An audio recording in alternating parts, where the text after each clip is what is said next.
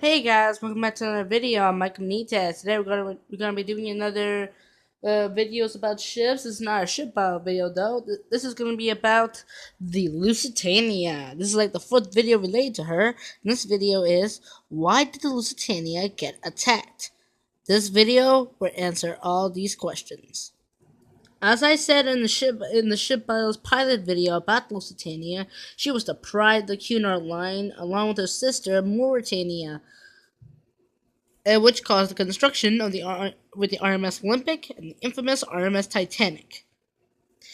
But Lusitania had 16 lifeboats when she was built, but after the Titanic disaster in 1912, the ship then had 48 lifeboats. Only 6 will be used, and the fortunate disaster that would come of May in 1915.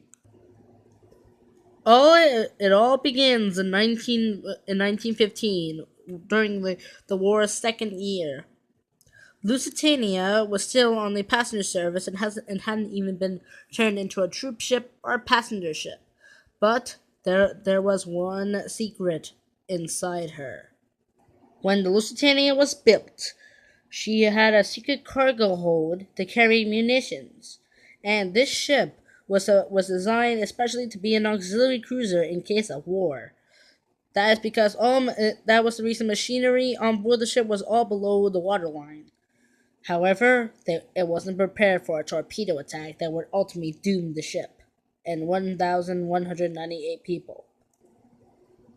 Cunard took precautions of the war because people were starting to get concerned for Lusitania and Mauritania's and other ocean liners' safety. Even though Lusitania was supposed to be an auxiliary cruiser, she was never converted.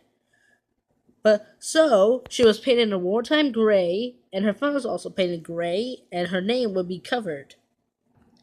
However, she was soon repainted back into her original livery, as well as her funnels were also painted in Cunard livery too. But in 1915, while submarines were starting to make an impact on the war, the Cunard ordered the ship's funnels to be painted black to give her less visibility, and she would fly no flags in the area in the war zones. This made no difference, however. Problems began on March 6, 1915.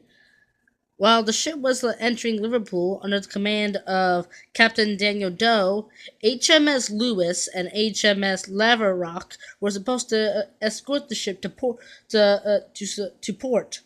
But Captain Daniel Doe never gave them their position unless they made a code. Even still he gave the code. Captain Doe sailed the ship into Liverpool unescorted.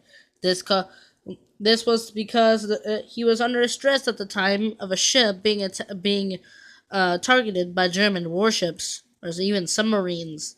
So he was fired from his captain of the Lusitania, and he was replaced by Captain William Turner, one of the most veteran of the seas, the Cunard. When Lusitania left New York on her fateful voyage on May 1st, 1915, this notice appears saying that all travelers intending to embark on the Atlantic voyage on any British ship or any of her allies would be subject to be attacked by German warships. Even though this was pretty darn serious, nobody actually took a notice to it.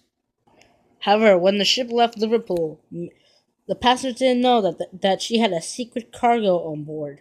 The Lusitania was carrying arms and ammunition for Britain. It is believed that Winston Churchill used this, that if the ship would be sunk, America would join the war against Germany. This would cost the lives of 123 Americans on board the ship. What is not known is because on the bow sections of the Lusitania there were secret guns on board, just in case she was attacked by a warship, but not a submarine. This picture was taken After the ship left New York a few hours later by a passing liner. This is the second to last photo of the Lusitania. And this photo right here will be the last ever taken of the Lusitania. Now, the Lusitania is on her own, steaming into a disaster. This photo will be known as the last of a great ship before she will be killed by a German submarine. As the ship sailed across the Atlantic voyage, many people were not unaware of the approaching danger. Two famous passengers were on board: Alfred Vanderbilt and Mr. Frogman, who had directed movies like Peter Pan. He both didn't survive the disaster. All funniness was faded on May 6th, a day before the disaster. Captain Turner received an order from the British Admiralty that submarines would be active on the south coast of Ireland, but was inconclusive. In fact, all warnings to Lusitania was inconclusive. Still, Captain Turner took action. He ordered the crew to darken the ship, which means turns almost all the lights off, and permit any male passengers from smoking on deck. Now we come on to the final day of the Lusitania, the day of her tragic sinking. On May 7th, 1915, the Lusitania's final day, the ship entered fog while heading into the Irish coast. Now, this caused Captain Turner to move farther inward to see his position on the shoreline, to see where he was, to get a good bearing. This put him directly in front of the U-20's eye perspective. If the fog had never lifted, she would have been safe.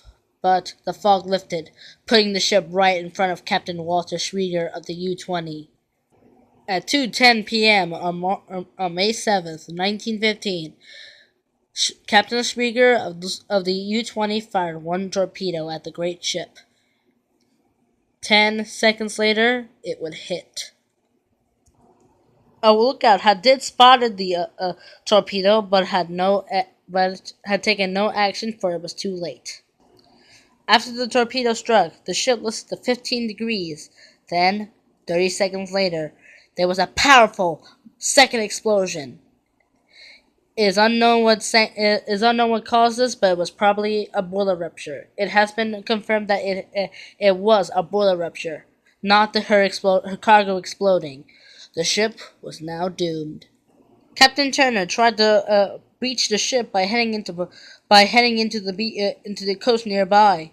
However, this was impossible because the ship had lost control of her steerability.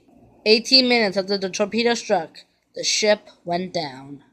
In the years following the disaster, Germany will be the killer, and the British will be the